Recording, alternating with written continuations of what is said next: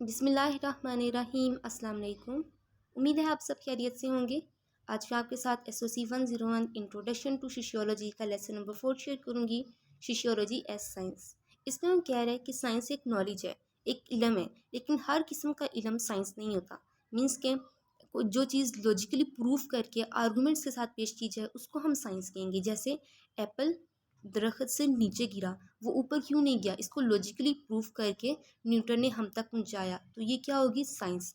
ABC लिखना, A for Apple, B for bat, तो ये साइंस तो नहीं ना होगी। हालांकि इल्म तो दोनों है। तो इसने ये क्या है कि साइंस एक नॉलेज होता है, लेकिन हर किस्म का नॉलेज साइंस नहीं हो सकता। तो साइंस एक ऐसा तरीक़ाकार, एक ऐसा मेथड है जो कि दुनिया के बीच में जितनी यकसानियत है यानी यूनिफॉर्मिटीज़ हैं उसको डिस्कवर करते हैं। डिस्कवर करने से मिलता है ऑब्जर्वेशन और री ऑब्जर्वेशन के प्रोसेस के ज़रिए, और जो रिज़ल्ट होता है वो ऑर्गेनाइज्ड होता है, सिस्टमेटिकली लॉजिकली करेक्ट होता है, और फिर उस नॉलेज का पार्ट बन जाता है। इसी तरह से जो रिज़ल्ट आता है वो लॉजिकली सिस्टमेटिकली करेक्ट होता है, और उसको बार बार ऑब्ज़र्व किया जाता है, री ऑब्ज़र्व किया जाता है, टेस्ट किया जाता है कि कहीं पे इसमें जो फाइंडिंग्स हैं इसमें कोई रिज़ल्ट तो नहीं है। वेरीफाई विद आवर सेंसेस, जो हमारे पास इंफॉर्मेशन होती है उसको हम अपने सेंसेस से के साथ वेरीफाई करते हैं, उसकी वेरिफिकेशन करने की कोशिश करते हैं। गोल्स अगर इसके चेक करना है तो टोटल 4 है। To explain why something happens, इसकी वजाहत करना कि ये क्यों हुआ, क्यों कुछ हुआ, सेब नीचे ही क्यों गिरा, ऊपर भी तो जा सकता था ना।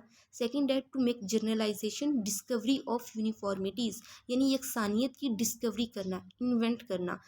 प्रिंसिपल्स लॉज, कानून की ये इन्वेंट करना।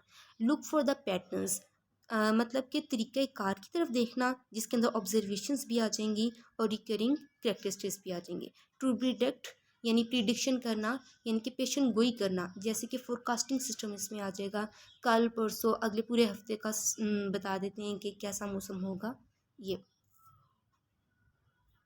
नेक्स्ट यहाँ पे एक कॉन्सेप्ट यूज़ किया जा रहा है पॉजिटिविज्म का। हम ये फर्स्ट लेक्चर में भी पढ़ के आ चुके हैं। अगस्टे कॉमेंट, फाउंडर ऑफ सोशियोलॉजी, इन्होंने हमें एक कॉन्सेप्ट दिया था कि सोशल वर्ल्ड पे साइंटिफिक मेथड को अप्लाई करने के आइडिया को हम पॉजिटिविज्म कहते हैं।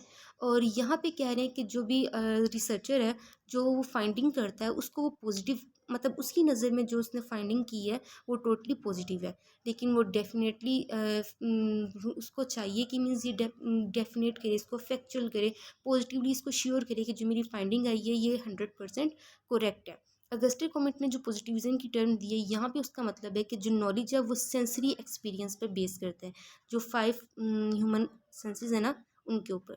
अगर कैरेक्टरिस्टिक्स ऑफ साइंटिफिक मेथड की बात करें तो ये टोटल 8 हैं। नंबर 1 पे हमारे पास आ जाएगा एम्पिरिकल, मीन्स तजर्बाती, कि यहाँ पर जो भी आपने ऑब्जर्वेशन दी है किसी भी रिसर्चर ने, वो अपने 5 ऑर्गन्स को, 5 सेंसेस को यूज़ करके दी हो। मीन्स कि अगर किसी एक ऑब्जर्वर ने जो रिसर्च की है वो अगला जो ऑब्जर्वर है वो भी उसको नोटिस करे, वो भी ऑब्जर्वेशन उसको मीन्स ऑब्जर्व कर सके।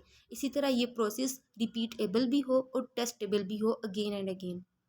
नंबर सेकंड है वेरीफिएबल, यानी कि वेरिफिकेशन उसकी हो सके। अगर एक ऑब्जर्वर ने कोई रिसर्च की है तो वो प्रोसेस अगले ऑब्जर्वर के लिए भी खुला हो, कंफर्मेशन के लिए कि जो इसने मीन्स सर्चिंग की है, फाइंडिंग की है, ये बिल्कुल सही की है ये नहीं। वो भी बीच में अपने सेंसरी एक्सपीरियंस को यूज़ करेगा कि जो इसने वेरिफिकेशन के लिए पुराने जो उसने ऑब्जर्वेशंस हैं उनकी वेरिफिकेशंस के लिए अपने सेंसरी ऑर्गन्स को, सेंसरी एक्सपीरियंस का यूज़ करेगा।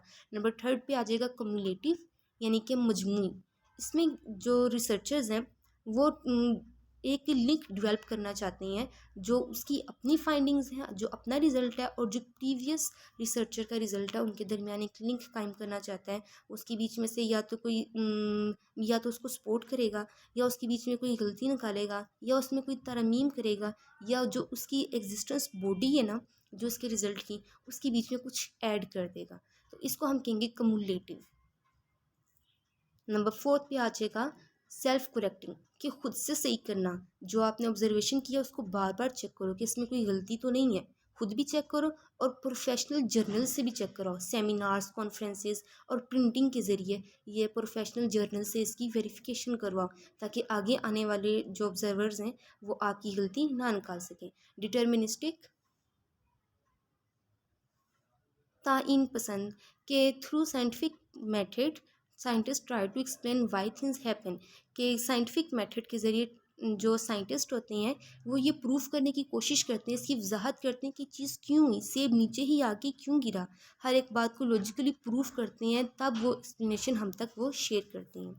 नंबर 6 पे है इथिकल एंड आइडियोलॉजिकल न्यूट्रलिटी।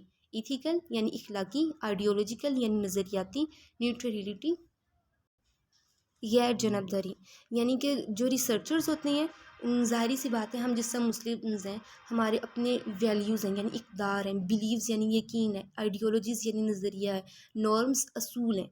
हम कुछ चीज़ें अल्लाह ताला पे छोड़ देते हैं कि बस अल्लाह की करनी थी, ये शुरू से होता ही ऐसे आ रहा है। जबकि जो बाकी होते हैं जो कि नॉन बिलीवर्स होती हैं, नॉन मुस्लिम्स होती हैं, वो ऐसे जो रिसर्चर्स होते हैं उन्हें चाहिए कि मीन्स बिल्कुल मज़हब से बारातर होके सबका जो करेक्ट रिजल्ट है बस वो ऑब्जर्वेशन हम तक पहुँचाएँ।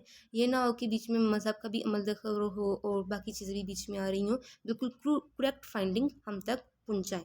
और नंबर 7 पे है statistical generalisation.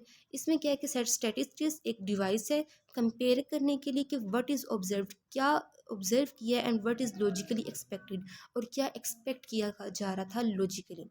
They are subjected information to statical analysis. Number 8 पे आ जाएगा रेशनलिज्म, मीन्स अक़लियत पसंद। इसमें क्या होता है कि फैक्ट्स को इकट्ठा किया जाता है और उसको जो आर्गूमेंट्स के साथ इनकी मवासलत की जाती है कि बिल्कुल करेक्ट हैं ये नहीं है। Scientist try to employ the rigorous rule of logic in their research work. अच्छा, तो ये एक सारे साइंटिफिक मेथड थे, और जो इस किस्म का नॉलेज होता है जो कि साइंटिफिक मेथड को अप्लाई करने से मिले, इसको हम साइंस कहते हैं। सोशियोलॉजी भी डिफरेंट साइंटिफिक मेथड्स को यूज़ करती है समझने के लिए, किसी भी पैटर्न को क्या नाम है आइडेंटिफाई करने के लिए, ह्यूमन बिहेवियर को प्रिडिक्ट करने के लिए। तो सोशियोलॉजी भी एक साइंस है ह्यूमन सोशल लाइफ के लिए। तो ये होप्स हो कि आपका ये लेक्चर आपको समझ आ गया होगा, लेकिन अगर फिर भी कोई बात कोई पॉइंट समझ में ना आया हो तो कमेंट्स में मुझसे पूछ लीजिएगा। इंशाल्लाह एज सुन एज पॉसिबल मैं आपको लाजमी गाइड करूँगी। और ये मैंने इसके शॉर्ट नोट्स भी बनाए हैं, मैं आपको इसका लिंक दे दूँगी इसमें डिस्क्रिप्शन में, लाजमी इनको एक बार कर लीजिएगा। अगर इस चैप्टर में इंपॉर्टेंट टॉपिक्स की बात करी जाए तो जस्ट इनके नाम याद कर लीजिएगा, थोड़ा सा उर्दू में कॉन्सेप्ट ले लीजिएगा, गोल्स ऑफ साइंस कर लीजिएगा, और बाकी इसमें कुछ इंपॉर्टेंट नहीं है, means characteristics of scientific method है ना, तो जस्ट इसके नाम कर लीजिएगा, मुझे नाम याद कर लीजिएगा। तो मुझे भी अपनी दुआ में याद रखिएगा। नेक्स्ट वीडियो में मिलते हैं। अल्लाह हाफिज़।